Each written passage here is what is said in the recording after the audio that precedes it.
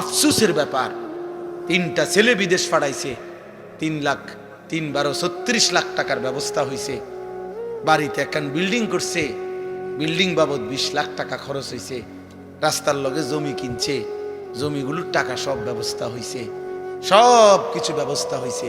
কিন্তু বুড়া এমন ডাকাত, 60 বছর বয়সও জিগাইলে হজ করতেন না। না, এটি কি আর আমগো কাম নিয়ে সংসার করতে করতে তো জীবন শেষ, সংসার করতে করতে জীবন শেষ, বুঝলেন না? এখানের 6 লাখ টাকা আর কোনো দিন ব্যবস্থা হয় না, কিন্তু 8 দিনের ভিতরে ভিসা নইলে ক্যান্সেল হয়ে যাবে 12 লাখ টাকা। আল্লাহু আকবার, বুড়ার শৈলী আলগা বর করে। ঠিকই 12 লাখ টাকা উনি 2 দিন আগেই কি করে ফেলে, অথচ হজ্জের টাকা হয় না। আল্লাহর ঘর জিয়ারতের স্বপ্ন জাগে না। আল্লাহর ঘর জিয়ারত, রাসূলুল্লাহ সাল্লাল্লাহু আলাইহি ওয়াসাল্লাম বলেন, পরিষ্কার হাদিস, যার উপরে হজ ফরজ হলো অথচ হজ না করে মরে গেল, কসম আল্লাহ, নবীজি বলে আমি জানি না এটা হয় ইহুদি মরলো নয় খ্রিস্টান, মুসলমান মরলো না। অতএব এইটাই আমার শেষ কথা, দয়া করে ভাবতে শিখে।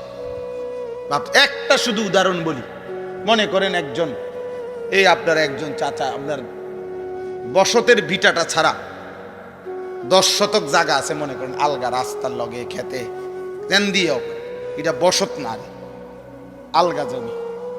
এই 10 শতক জমির থেকে 3 শতক বা 4 শতক মনে করেন বেচলে হজের টাকা এবং সংসারের এই কয়দিনের খরচের টাকা হবে, মানে 1.5 মাস হজের টাকা আর এই সংসারের টাকা হবে। আর বাকি যেই জমিটা রইছে এইটা ফিরে আসলে এটা দিয়েই তার সংসার চলবে ইচ্ছা করলে।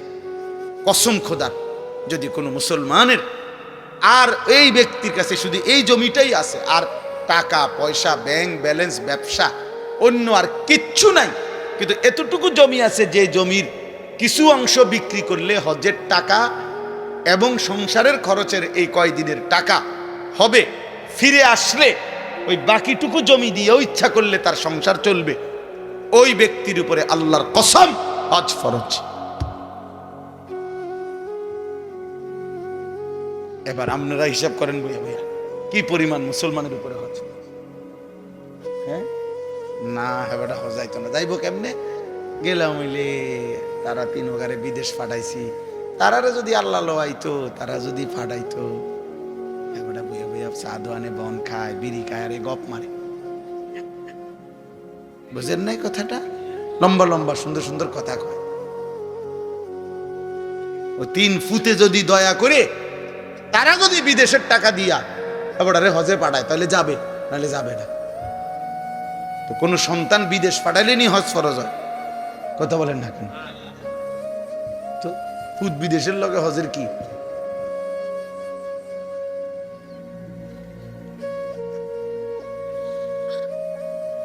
আল্লাহ আমাদেরকে মাফ করে দেন। এজন্য বারবার বলতেছি, হজ্জের এই মাসে, এটা আমার এই দ্বিতীয় শেষ কথা এটাই, হজের এই পবিত্র মাসে আল্লাহর বান্দারা ছুটছে। ইতিমধ্যে আল্লাহর বান্দারা প্রতিদিন ফ্লাইট হইতেছে, আল্লাহ চাহে তো আমরাও যাবো ইনশাআল্লাহ। এই জন্য আমি সবার জন্য দোয়া করি। আমার ড্রাইভার, আমার সাথে আমার একটা ছেলে থাকে, ওরারে বলছি 200 টাকা করে জমাও। নিজে বলছি আমি, আপনি জিজ্ঞাসা করে দেখি, আমি বলছি 200 টাকা করে জমাও, 200 টাকা। তুমি পুরা টাকা মিলাই তার তা না, রব মিলাবে, রব তোমার দিল চাইবে, ঠিকই ব্যবস্থা হয়ে যাবে, ঠিকই ব্যবস্থা হয়ে যাবে। আপনি আলাদা করেন। এ কিশোর যুবক ভাই, তোমরাও 100 বার 1000 কোটি বার কক্সবাজার দেখা আর 1000 কোটি বার পৃথিবীর দর্শনীয় স্থানগুলো দেখার চাইতে মালিকের ওই কাবার গিলাফ দেখা একবার কোটি গুণে শ্রেষ্ঠ। তুমি এটা আন্দাজই করতে পারবা না ওই ঘর দেখার স্বাদ কেমন, ওই ঘর দেখার মজা কেমন। এই জন্য দয়া করে রাসূলুল্লাহ সাল্লাল্লাহু আলাইহি সাল্লামের রওজায়ে আতহারে যাওয়া তার চাইতে বড় সৌভাগ্য কি?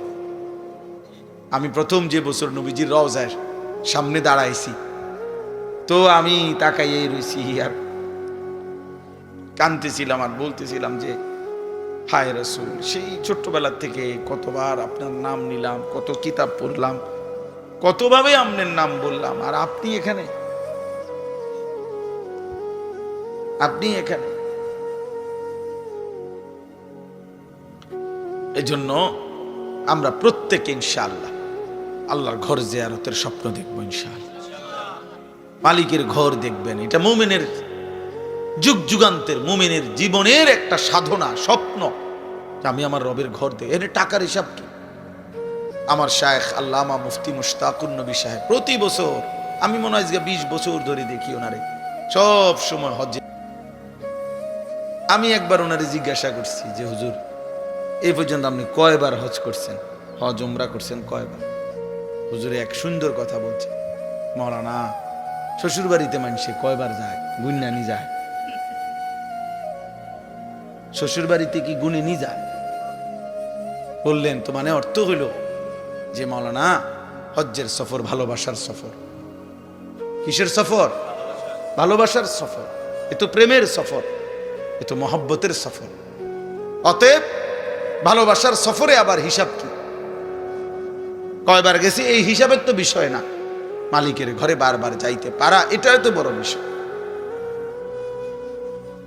আমি ওই উপরে তাওয়াফ করলে, মানে কাবা ঘরের চারদিকে যে তাওয়াফ করে, এখন আধুনিক সিস্টেম হলো ওখানে নিচতলা আছে, দোতলা আছে, 3 তালা আছে, 4 তালা আছে, এমনি এমনি একের 6 তালা পর্যন্ত আছে। তো চারদিকে তো 3 তলায় তাওয়াফ করলে ধাক্কা ধাক্কি কম, ঠেলাঠেলি কম, আরামসে তাওয়াফ করা যায় আস্তে আস্তে। তো কিন্তু সময় বেশি লাগে, প্রায় 1 ঘন্টা 1 ঘন্টা 10 মিনিট সময় লাগে। নিচে করলে 20-25 মিনিট সময় লাগে।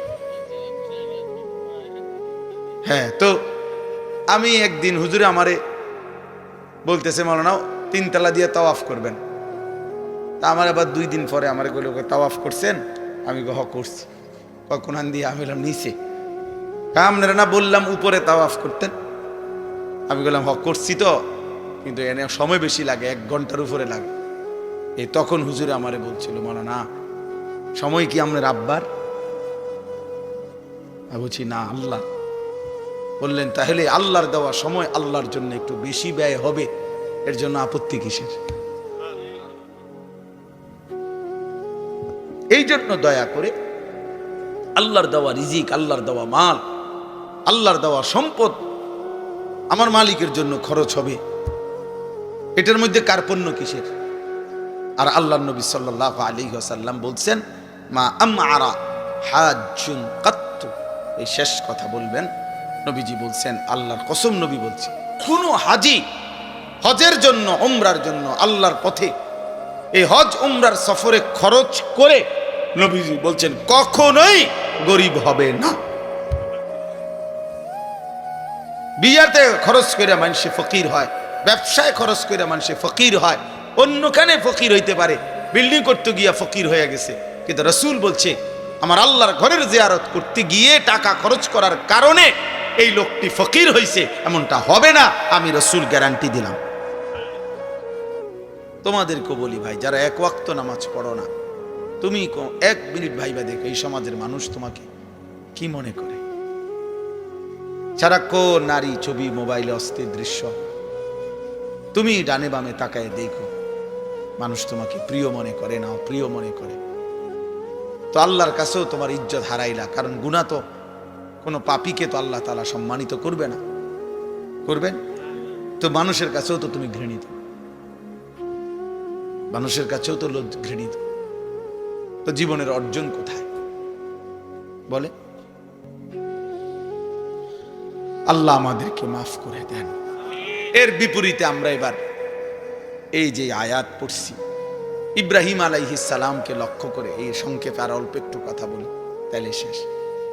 ইব্রাহিম আলাইহিস সালামকে লক্ষ্য করে আল্লাহ তাআলা এই কথাটা বলছেন। আমি যে আয়াতটা পড়ছি কোরআনুল কারীমের 17 নম্বর পারা 22 নম্বর সূরা, সূরা হজ, এই সূরার 2টা আয়াত 27-28, এই 2 আয়াত পড়ছি। একজন শ্রেষ্ঠতম প্রিয় নবী ছিলেন ইব্রাহিম আলাইহিস সালাম। ইব্রাহিম আলাইহিস সালামের নাম আমরা সবাই জানি, আল্লাহ তাআলার বহুতই মহব্বতের একজন নবী, একজন রাসূল। আল্লাহ তাআলা যাকে নিজের খলিল বানাইছেন, ওয়াত্তাখাযাল্লাহু ইব্রাহিমা খলিলা। আল্লাহ তাআলা বলেন আমি আল্লাহই ইব্রাহিমকে খলিল, বন্ধু বানাইলাম, বন্ধু বানাইলাম। আল্লাহ তাআলা কোরআনুল কারীমের মধ্যে বলছেন ইব্রাহিম আলাইহিস সালামকে যে সে একজন ব্যক্তি, কিন্তু পৃথিবীবাসী শোনো, আমি আল্লাহ বলতেছি আমার ইব্রাহিম একাই কানা উম্মাতান, ইব্রাহিম একাই একটা জাতি। তিনি একজন ব্যক্তি না, বরং এক ব্যক্তি একটা জাতি। জাতি আল্লাহ তাআলা কোরআনুল কারীমের মধ্যে বলছে, আল্লাহ তাআলা কোরআনে বলছে ইন্নী জাইলুকা লিন-নাসি ইমামা। ইব্রাহিম আমি তোমাকে পৃথিবীবাসীর গোটা বিশ্ব মানবতার ইমাম বানিয়ে দিলাম, ইমাম বানিয়ে দিলাম। আল্লাহ তাআলা কোরআনে বলছেন হুয়া সাম্মাকুমুল মুসলিমিন। মুমিন শোনো, ঈমানদার, ইব্রাহিমই তোমাদের মুসলিম নামকরণ করেছেন। অনেক মর্যাদা, অনেক সম্মান, অনেক বৈশিষ্ট্য আল্লাহ তাআলা কোরআনুল কারীমের মধ্যে আছে। কানিতান, আল্লাহর অনুগত, শাকিরান লিআনউমি, আল্লাহ তাআলার সমস্ত নিয়ামতের প্রতি কৃতজ্ঞ। এটা আল্লাহ বলছে ইব্রাহিম আলাইহিস সালামের সিফাত। ইজতাবাহু, আল্লাহ বলে আমি নিজে তাকে বাছাই করেছি। এরকম অনেক আল্লাহ তাআলা মর্যাদা, সম্মান, ইজ্জত ইব্রাহিম আলাইহিস সালামকে দিয়েছেন। আমাদের মিল্লাতের পিতা বানাইছেন, মিল্লাতা আবিকুম ইব্রাহিম। এত সম্মান, এত ইজ্জত, এত মর্যাদা আল্লাহ তাআলা দান করছেন। কিন্তু এর আগে আল্লাহ তাআলা ওনাকে বারবার, অগণিত বার পরীক্ষা করেছে, পরীক্ষা করছে। ওয়া ইযিবতালা ইব্রাহিমা রাব্বুহু বিকালিমাতিন ফাআতাম্মাহুন্না। আল্লাহ তাআলা বলছেন আমি ইব্রাহিমকে অনেকবারই পরীক্ষা করেছি, প্রত্যেকবারই আমার ইব্রাহিম শতভাগ উত্তীর্ণ হয়েছে, গোল্ডেন এ প্লাস পাইছে প্রত্যেকবারে। তাফসিরে মধ্যে আছে হযরত আব্দুল্লাহ ইবনে আব্বাস রাদিয়াল্লাহু তাআলা আনহুমা বলছেন আল্লাহ তাআলা ইব্রাহিম আলাইহিস সালামকে 30 বার, কোন বর্ণনায় আছে 70 বার পরীক্ষা করেছেন।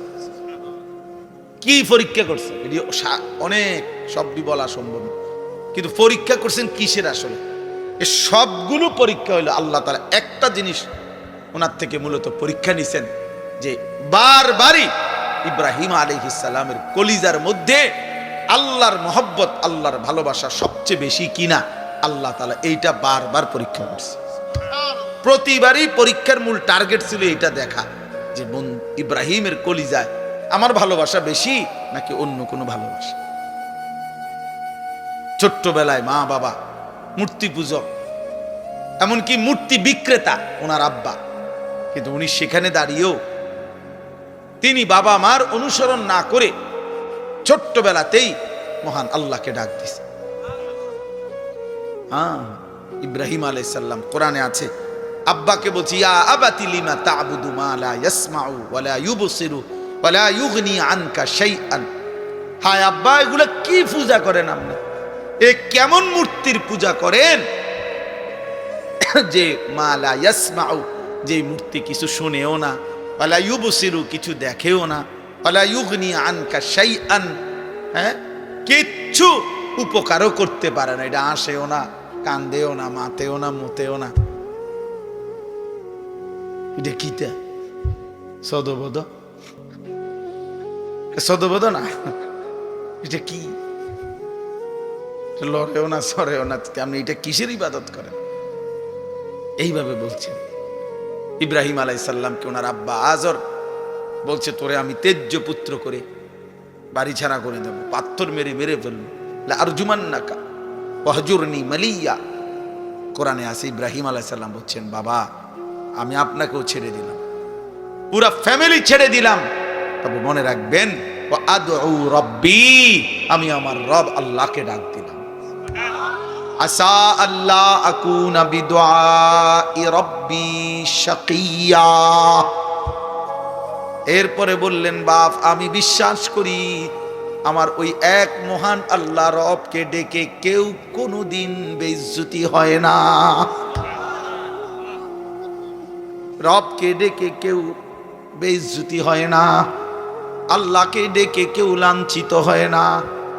ওয়াইদা সালাকা ইবাদি আন্নী ফাইন্নী করিব।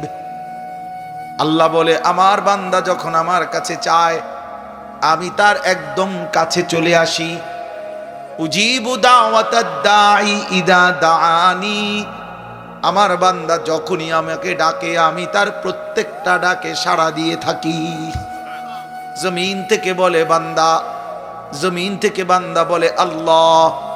রব্বে করিম আর শাজিম থেকে বলে বলো না বান্দা, বলো না। বান্দা বারবার বলে, জিকির করে, তাসবিহ পড়ে, কখনো বলে সুবহানাল্লাহ, কখনো বলে আলহামদুলিল্লাহ, কখনো বলে আল্লাহু আকবার, কখনো বলে লা ইলাহা ইল্লাল্লাহ। এভাবে আল্লাহকে ডাকতে থাকে, ডাকতে থাকে। আল্লাহ আল্লাহ আল্লাহ আল্লাহ আল্লাহ আল্লাহ। প্রতিবারই বলে বলো না বান্দা, বলো না লাব্বাইক আবদি, বান্দা আমি তো আছি, বলো না কি চাচ্ছ, কি চাচ্ছ বলো না। কিন্তু বান্দা কিছুই বলে না, শুধু আল্লাহকে ডাকে, আল্লাহকে ডাকে, আল্লাহকে ডাকে। হাদিসের মধ্যে আছে একটা পর্যায়ে আল্লাহ নিজেই তখন বলতে থাকে, আমি বুঝছি বান্দা তুমি আমারে ডাইকা মজা পাইছো, ঠিক আছে বান্দা তুই আমারে ডাকতে থাক, আমি আল্লাহ নিজেই তোকে দিতে থাকি। আমি জানি বান্দা তোর ছেলেটা অসুস্থ, মেয়েটা অসুবিধায় আছে, একটা ছেলে বিদেশে ঝামেলায় আছে, বউটার শরীর ভালো না, তোর নিজেরও শরীর ভালো না, তোর কোথায় কি অসুবিধা আমি তো জানি সব। তুই আমারে শুধু ডাকতে থাক, আমি তোর প্রয়োজন পূরণ করতে থাকি। মান শাগালাহু যিকরি আন মাসআলাতি আতাইতুহু আফদালা মিম্মা উতিয়াস সাইলিন। হাদিসে কুদসিতে আছে, আল্লাহ বলে আমার যে বান্দা আমার জিকির করতে করতে আমার কাছে চাইতে সময় পায় নাই, আমি তারে সবাই চাইয়া যে টুক নিছে তার চাইতে বেশি দিয়ে দেব।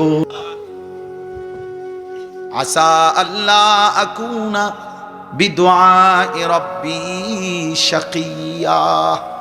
এই জন্য ছোট্টবেলার থেকে ইব্রাহিম আলাইহিস সালাম পরীক্ষা দিয়েছে।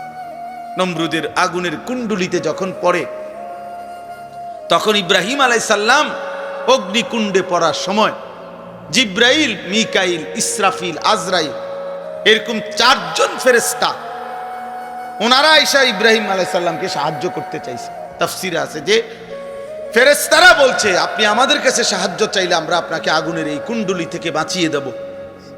ফেরেশতারা তাফসিরে আছে ইব্রাহিম আলাইহিস সালাম তখনও বলছেন না না, জানো না, সরো তোমরা, আমি যার জন্য আগুনে পড়তে যাচ্ছি তিনি আমাকে দেখছেন, হাসবি আল্লাহ, আমার আল্লাহই যথেষ্ট। এই আল্লাহ এগুলো পরীক্ষা করছে বারবার, কলিজার ভিতরে 24 ঘন্টা আমি নাকি গায়রুল্লাহ নাকি অন্য কেউ, এইভাবে পরীক্ষা করে করে 84 বছর বয়সে আল্লাহ তাকে একটা ছেলে দিছেন, ইসমাইল। বলছে ছেলে দিলাম, কোলে নিতে পারবে না, চুমা দিতে পারবা না, এমনি সাইয়া থাকবা। ও ঠিক আছে মালিক, আমি আপনাকে ভালোবাসি। এরপরে কয়দিন পরে আল্লাহ বলছে এবার আর সাইটাও ফাটতা না, দূরে দিয়ে আসো, চোখের আড়ালে যাও, বাচ্চারে, বাচ্চার মারে হাজেরাকে দিয়ে আসো। তো আল্লাহর ঘরের কাছে, কাবার কাছে, মরুভূমিতে, খাদ্য পানি জনমানবহীন, ঘাস লতা পাতা বিহীন জায়গাতে একাকি রেখে আসছে। কয়দিন পরে আল্লাহ বলছে ইব্রাহিম, প্রথমে তো দেখতে দিছি, ছুঁইতে দেই নাই, এরপরে আড়ালে রাখছি, এবার আড়ালেও রাখবো না, এবার জবাই করে দাও। ইব্রাহিম আলাইহিস সালাম বলেন, মাওলা আপনি জানেন না আমি আপনাকেই ভালোবাসি। বারবার পরীক্ষা নিল, আমি ইব্রাহিম, আমি হারতে চাই না মাওলা, আমি জিতবই, আমি জবাই করবই। তো ঠিক এই গর্দানে ছুরি রাখছে, তো ইব্রাহিম আলাইহিস সালাম কি তামসা করে জবাই করতেছিল না বাস্তবিকই? উনি বাস্তবিকই চাইছে, উনি ঠিক মতোই জবাই করতে চাইছে। আল্লাহ তাআলা জবাই হইতে দেন নাই। কিন্তু আমার বলার উদ্দেশ্য হলো, এই সমস্ত পরীক্ষার বিনিময়ে আল্লাহ তাআলার কাছে বারবার বারবার সর্বপ্রথম খতনা, এই যে পুরুষের যে খতনা করায় বাচ্চার, এই খতনা, এই হুকুম আল্লাহ প্রথম ইব্রাহিম আলাইহিস সালামকে দিয়েছেন। লা হাওলা ওয়ালা কুওয়াতা। আল্লাহুম্মা সাল্লি আলা মুহাম্মাদিন ওয়া আলা আলি মুহাম্মাদ কামা সাল্লাইতা আলা ইব্রাহিম ওয়া আলা আলি ইন্নাকা হামিদ। আলহামদুলিল্লাহ। আর একটু, এই আমার কথা শেষ হয়ে যাবে এই 5-10 মিনিটের ভিতর। তো দেখেন, এইভাবে ইব্রাহিম আলাইহিস সালাম তার জীবনের এই সমস্ত পরীক্ষার বিনিময়ে যখন উত্তীর্ণ হয়েছেন, এইভাবে এই যে কইলাম, উনি সর্বপ্রথম আল্লাহ তাআলা খতনার হুকুম ওনাকে দিয়েছেন। উনি বয়সকালে নিজের খতনা নিজে করাইছেন। প্রথম দাড়ি চুল, এই পৃথিবীতে প্রথম ব্যক্তি যার দাড়ি চুল সাদা হয়েছে বুড়ার কারণে, বয়সের কারণে, ইব্রাহিম আলাইহিস সালাম। আউয়ালু মান শাবা, মানে উনার আগে আদম আলাইহিস সালামের পরে কারো চুল দাড়ি সাদা হতো না, বুড়া হইল। সর্বপ্রথম আল্লাহ তাআলা উনার চুল দাড়ি সাদা বানাইছেন। কওমের লোকেরা বহু মন্দ কিছু কইছে যে ধর্মান্তরিত হওয়ার কারণে, বাপদাদার ধর্ম ছেড়ে দেওয়ার কারণে চেহারা পাল্টায় গেছে। কিন্তু ইব্রাহিম আলাইহিস সালাম আল্লাহ তাআলার মহব্বতকে প্রাধান্য দিয়ে কারো কোনো নিন্দায় তিনি সামান্যতম প্রভাবিত হন নাই। এইভাবে বারবার বারবার পরীক্ষা দিয়ে ইব্রাহিম আলাইহিস সালাম যখন উত্তীর্ণ হয়েছেন, সেই উত্তীর্ণ হওয়ার পরে আল্লাহ তাআলা তাকে এবার বলছি, ইব্রাহিম, আমি তো তোমার কিছু একটা পুরস্কার দিতে চাই। চলো ইব্রাহিম, পুরস্কার স্বরূপ আমার ঘর, কায়নাতের সর্বশ্রেষ্ঠ ঘর, আমি আল্লাহ তাআলার ঘর কাবা তোমার হাত দিয়ে বানাইতে চাই। যাও তুমি আমার ঘর বানাও। আমার এই ঘর আমি আদম আলাইহিস সালামের জামানায় ফেরেশতাদের মাধ্যমে বানাইছিলাম। নূহ আলাইহিস সালামের জামানায় আমি ঘরের উপরের প্রাচীর, দেওয়াল তুফানের সময় আমি উঠাই নিয়েছিলাম। অনেক দিন হয়েছে আমার ঘরের ভিত্তি আছে নিচে, কিন্তু উপরে আর বানাই নাই। এবার তোমারই দিয়ে বানাই, তো তুমি আমার ঘর বানাও। ওয়াইদ বাওয়ানা লি ইব্রাহিমা মাকানাল বাইত, আল্লাহ বলেন আমি নিজে ইব্রাহিমকে তার জন্য আমার ঘর, জায়গা সম্পূর্ণ নির্ধারণ করে দিলাম। এরপরে সংক্ষেপ কথা হলো, ইব্রাহিম আলাইহিস সালাম ওনার ছেলে ইসমাঈলকে নিয়ে আল্লাহর ঘর নির্মাণ করছেন। আল্লাহর ঘর নির্মাণ করার পরে আল্লাহ তাআলা তখন এই আয়াত আল্লাহ বলছে, ওয়াআদ্দিন ফিন নাস বিল হজ, ইব্রাহিম তুমি যেহেতু আমার ঘর বানিয়েছ, অতএব আমার এই ঘরকে কেন্দ্র করে সারা পৃথিবীর আমার বান্দাদেরকে ঘোষণা দাও যে তারা যেন আমার এই ঘরকে উদ্দেশ্য করে হজে আসে। ওয়াআদ্দিন ফিন নাস বিল হজ, হজ্জের ঘোষণা দাও। ইব্রাহিম আলাইহিস সালাম বললেন, আয় মাওলা, এত দূর দূরান্তে আপনার বান্দাদের কাছে আমি আওয়াজ পৌঁছাবো কেমনে? আমি ডাক দিলে শুনবে কয়জন? তো আল্লাহ তাআলা বললেন, ইব্রাহিম, আওয়াজ দেওয়া, ডাক দেওয়া, আহ্বান করা, আজান দেওয়া এটা তোমার দায়িত্ব, পৌঁছানো আমার দায়িত্ব। আলাইয়াল বালাগ, আমার দায়িত্ব পৌঁছানো, আমার দায়িত্ব। এই জন্য প্রতিটা মুয়াজ্জিন, মসজিদে যিনি আজান দেয়, প্রত্যেক মুয়াজ্জিন তাকে যেন আল্লাহ বলে যে আমার ঘরে তুই আজান দাও, তুমি শুধু আওয়াজ বের করো, আমার বান্দার কলিজার মধ্যে কে নামাজি হবে আমি আল্লাহ পৌঁছায়া দেব। এই জন্য মুয়াজ্জিন বড় দাম, মুয়াজ্জিন খুব দাম, খুব দাম। যত মানুষ আল্লাহর দিকে মানুষকে ডাকে, তন্মধ্যে সর্বশ্রেষ্ঠ ডাক আল্লাহর দিকে, সর্বশ্রেষ্ঠ দাওয়াত মুয়াজ্জিনের দাওয়াত। জানেন সর্বশ্রেষ্ঠ দাওয়াত কোনটা? আজান, পূর্ণাঙ্গ দাওয়াত। এজন্য পৃথিবীর কোন বক্তা, ওয়াইজ, পীর, একেবারে যত বড় বুজুর্গ হোক, যারা মানুষকে আল্লাহর দিকে ডাকে, ওনাদের সকলের দাওয়াতের চাইতেও শ্রেষ্ঠ পূর্ণাঙ্গ পরিপূর্ণ দাওয়াত হলো মুয়াজ্জিনের দাওয়াত, তাওহীদের দাওয়াত। প্রমাণ কি? প্রমাণ হলো এই আজানের দোয়া। এই দোয়াটাই কম কি আজানের দোয়া নবীজি বলছেন। আজানের দোয়ার মধ্যেই নবীজি আজানকে বলছেন আল্লাহুম্মা রাব্বা হাযিহিদ দাওয়াতিত তাম্মা। এই যে দাওয়াতিত তাম্মা মানে হলো পূর্ণাঙ্গ দাওয়াত। কি? আজান। আজান নবীজি এখানে পূর্ণাঙ্গ দাওয়াত বলছে কোনটারে? হ্যাঁ, এই জন্য আজান আমাদের দেশে খুব গাফলতি। গ্রামের বুড়া অসল 200 বছরের বুড়া একজনের দায়িত্ব দিয়ে দিছে, এবারে আজান দেয়া যায় 300 বছর ধরে এরম করে। আজান মানে না, মানে মস্কারি করে। আরে হুজুর আজান কদ্দুর বোঝেন তো, আর এটা লাগে একজন লোক রাখিয়া হুদা ঝামেলা বাড়াইয়া লাভ কি? আজানে না কদ্দুর, এটা বলে আজান কদ্দুর। এটার লাগে একজন লোক রাখিয়া টাকা 3000 নষ্ট করার চাইতে বন খাউন। 3000 টাকার বন খাইলে কতগুলো বন পাওয়া যাবে, বুঝেন না কথাটা? আশ্চর্য, আফসুস, অসংখ্য মসজিদ খামখেয়ালি করে মুয়াজ্জিন রাখে না। মুয়াজ্জিন রাখে, মনে করে এটা কিচ্ছু না, এটা আজান কদ্দুর হুজুর, এটা আবার একবারে এটার লেগে এত একটা লোক রাখতো কিন্তু একজন দিলেই তো হইল। একজন যদি দিলেই হইলো এটা হইতো, তো রাসূলুল্লাহ সাল্লাল্লাহু আলাইহি সাল্লামের জামানায় সমস্ত সাহাবী তো আজান দিতে পারতো, তো আলাদা বেলালকে নির্ধারণ করা হলো কেন? কথা বলেন না কেন? আলাদা নির্ধারণ করা হলো কেন? রাসূলুল্লাহ সাল্লাল্লাহু আলাইহি সাল্লাম মুয়াজ্জিন নির্ধারণ করছেন কিনা বলেন? তাইলে এটা খেয়াল করবেন। মসজিদের ইমাম, মসজিদের মুয়াজ্জিন মসজিদের সমস্ত টাইলসের চাইতেও দামি। মসজিদ টাইলস না হলেও চলতো, কিন্তু মুয়াজ্জিন থাকা দরকার ছিল। মসজিদে SS5 এর গেট না লাগাইলেও চলতো, মসজিদে উপযুক্ত ইমাম থাকা দরকার ছিল। আগে কইয়াল 4000 টাকা 5000 টাকার ভিতরে হুজুর একজন হুজুর দেন, 5000-এর ভিতরে। হ্যাঁ, হুজুরে দিতে হবে 5000-এর ভিতরে। আমি অনেকের জিজ্ঞাসা করছি যে চাচা 5000 টাকাটা কি দিন ধরছেন না শরীরের ওজনে ধরছেন না কি হিসাবে, মানে হুজুর মিলাইছেন কেমনে, যে ডেইলি 300 কইরা না 200 কইরা না কেমনে মিলাইলেন 5000? নাকি হুজুরের শরীরের ওজন, যদি হুজুরের ওজন হয় আপনার 60 কেজি, তাহলে বেতনে 5000 কেমনে মিলাইছেন? আহা, আফসুস।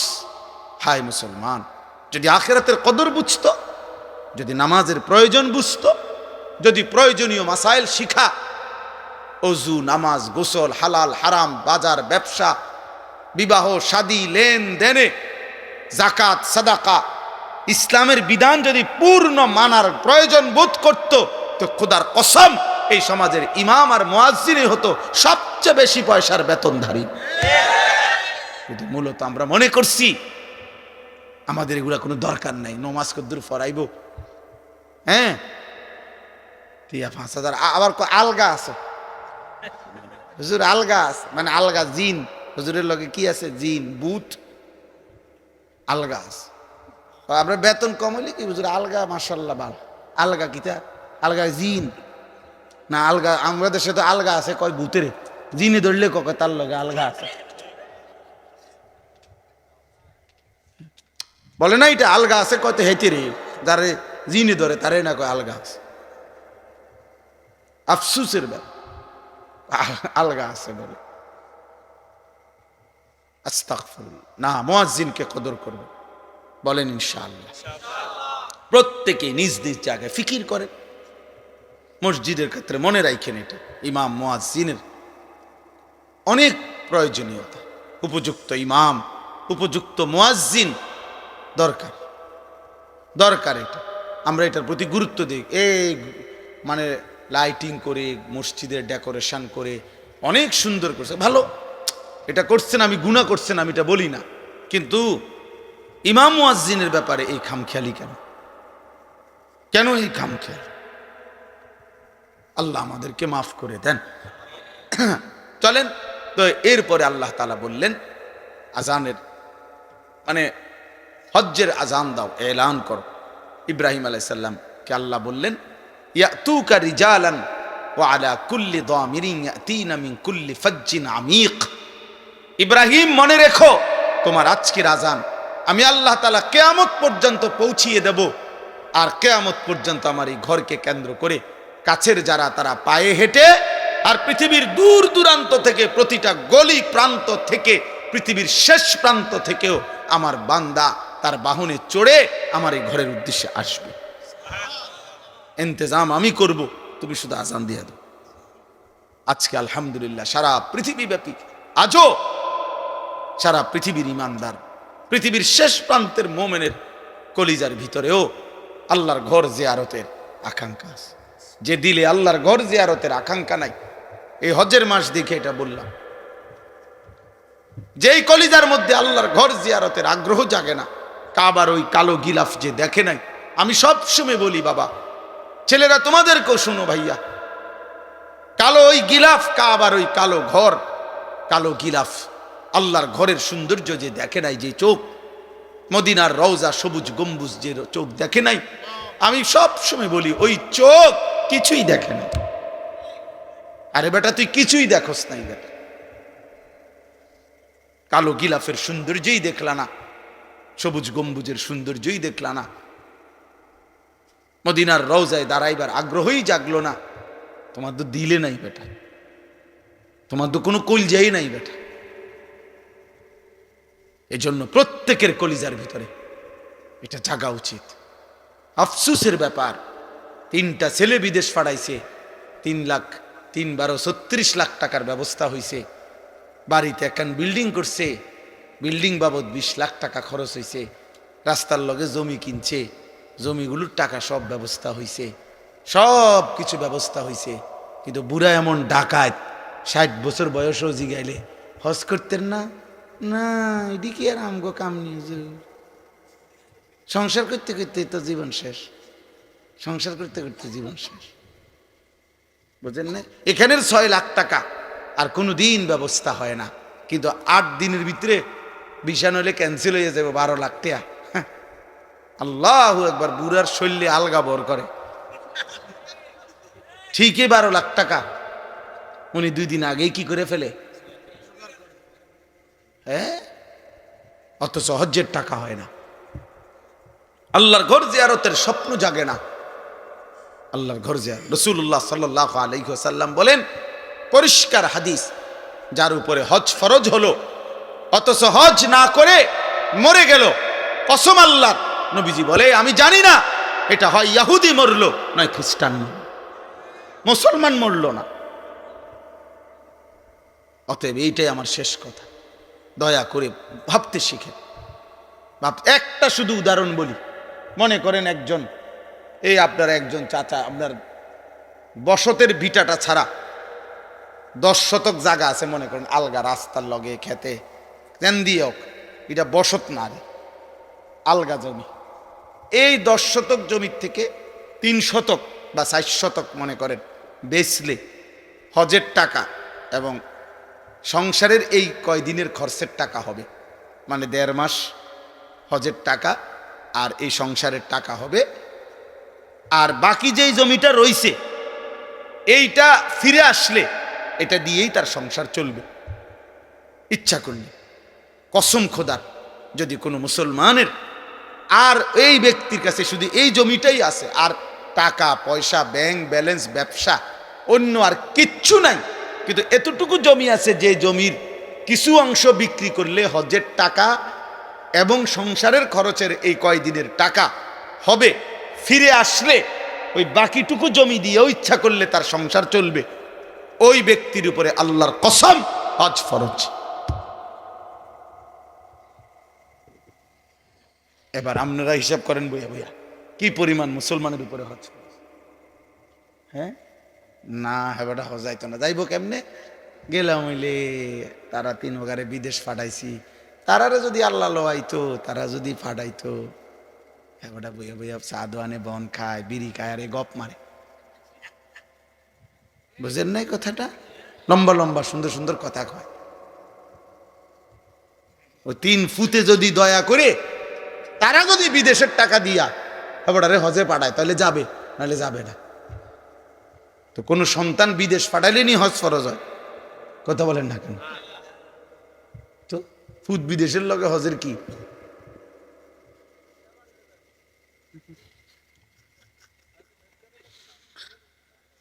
আল্লাহ আমাদেরকে মাফ করে দেন। এজন্য বারবার বলতেছি, হজ্জের এই মাসে, এটা আমার এই দ্বিতীয় শেষ কথা এটাই, হজের এই পবিত্র মাসে আল্লাহর বান্দারা ছুটছে। ইতিমধ্যে আল্লাহর বান্দারা প্রতিদিন ফ্লাইট হইতেছে। আল্লাহ চাহে তো আমরাও যাব ইনশাআল্লাহ। এই জন্য আমি সবার জন্য দোয়া করি। আমার ড্রাইভার, আমার সাথে আমারটা ছেলে থাকে, ওরারে বলছি 200 টাকা করে জমাও। নিজে বলছি আমি, আপনি জিজ্ঞাসা করে দেখি। আমি বলছি 200 টাকা করে জমাও, 200 টাকা। তুমি পুরা টাকা মিলাইতে পারতা না, রব মিলাবে, রব তোমার দিল চাইবে, ঠিকই ব্যবস্থা হয়ে যাবে, ঠিকই ব্যবস্থা হয়ে যাবে। আপনি আলাদা করেন। এ কিশোর যুবক ভাই, তোমরাও 100 বার 1000 কোটি বার কক্সবাজার দেখা আর 1000 কোটি বার পৃথিবীর দর্শনীয় স্থানগুলো দেখার চাইতে মালিকের ওই কাবার গিলাফ দেখা একবার কোটি গুণে শ্রেষ্ঠ। তুমি এটা আন্দাজই করতে পারবা না ওই ঘর দেখার স্বাদ কেমন, ওই ঘর দেখার মজা কেমন। এই জন্য দয়া করে রাসূলুল্লাহ সাল্লাল্লাহু আলাইহি সাল্লামের রওজায় আথারে যাওয়া তার চাইতে বড় সৌভাগ্য কি? আমি প্রথম যে বছর নবীজির রওজায় সামনে দাঁড়াইছি, তো আমি তাকাইয়েই রইছি আর কাঁদতেছিলাম আর বলতেছিলাম যে হায় রাসূল, সেই ছোট্টবেলার থেকে কতবার আপনার নাম নিলাম, কত কিতাব পড়লাম, কতভাবে আপনার নাম বললাম, আর আপনি এখানে, আপনি এখানে। এজন্য আমরা প্রত্যেকে ইনশাআল্লাহ আল্লাহর ঘর জিয়ারতের স্বপ্ন দেখবো ইনশাআল্লাহ। মালিকের ঘর দেখবেন, এটা মুমিনের যুগ যুগান্তের মুমিনের জীবনের একটা সাধনা, স্বপ্ন, আমি আমার রবের ঘর দেখব। এর টাকার হিসাব কি? আমার শায়েখ আল্লামা মুফতি মুশতাকুন নবী সাহেব প্রতি বছর, আমি মনে হয় 20 বছর ধরে দেখি ওনারে সব সময় হজ্জে। আমি একবার ওনারে জিজ্ঞাসা করছি যে হুজুর, এই পর্যন্ত আপনি কয়বার হজ করছেন, হজ উমরা করছেন কয়বার? হুজুরে এক সুন্দর কথা বলছে, মাওলানা শ্বশুর বাড়িতে মানুষে কয়বার যায়, গুণানি যায়। শ্বশুর বাড়িতে কি গুণিনি যায়? বললেন তো মানে অর্থ হইল যে মাওলানা হজ্জের সফর ভালোবাসার সফর। কিসের সফর? ভালোবাসার সফর। এ তো প্রেমের সফর, এ তো মহব্বতের সফর। অতএব ভালোবাসার সফরে আবার হিসাব কি, কয়বার গেছি এই হিসাবের তো বিষয় না, মালিকের ঘরে বারবার যাইতে পারা এটাই তো বড় বিষয়। আমি ওই উপরে তাওয়াফ করলে, মানে কাবা ঘরের চারদিকে যে তাওয়াফ করে, এখন আধুনিক সিস্টেম হলো ওখানে এই নিচতলা আছে, দোতলা আছে, 3 তালা আছে, 4 তালা আছে, এমনি এমনি একের 6 তালা পর্যন্ত আছে। তো চারদিকে তো 3 তলায় তাওয়াফ করলে ধাক্কাধাক্কি কম, ঠেলাঠেলি কম, আরামসে তাওয়াফ করা যায় আস্তে আস্তে। তো কিন্তু সময় বেশি লাগে, প্রায় 1 ঘন্টা 1 ঘন্টা 10 মিনিট সময় লাগে। নিচে করলে 20-25 মিনিট সময় লাগে। হ্যাঁ, তো আমি একদিন হুজুরে আমারে বলতেছে মাওলানা 3 তালা দিয়ে তাওয়াফ করবেন। তা আমার আবার 2 দিন পরে আমার কইল তাওয়াফ করছেন? আমি হ করছি। কোনান দিয়ে? আমি বললাম নিচে। আপনারা না বললাম উপরে তাওয়াফ করতেন? আমি বললাম হ করছি তো, কিন্তু এনে সময় বেশি লাগে, 1 ঘন্টার উপরে লাগে। এই তখন হুজুরে আমারে বলছিল মাওলানা সময় কি আপনার আব্বার? আমি বলছি না, আল্লাহ। বললেন তাহলে আল্লাহর দেওয়া সময় আল্লাহর জন্য একটু বেশি ব্যয় হবে, এর জন্য আপত্তি কিসের? এই জন্য দয়া করে আল্লাহর দেওয়া রিজিক, আল্লাহর দেওয়া মাল, আল্লাহর দেওয়া সম্পদ আমার মালিকের জন্য খরচ হবে, এটার মধ্যে কার্পণ্য কিসের? আর আল্লাহর নবী সাল্লাল্লাহু আলাইহি ওয়াসাল্লাম বলছেন মা আমআরা হাজ্জুন কাত্তু, এই শেষ কথা বলবেন নবীজি বলছেন, আল্লাহর কসম নবী বলছে, কোনো হাজি হজের জন্য উমরার জন্য আল্লাহর পথে এই হজ উমরার সফরে খরচ করে নবীজি বলছেন কখনোই গরিব হবে না।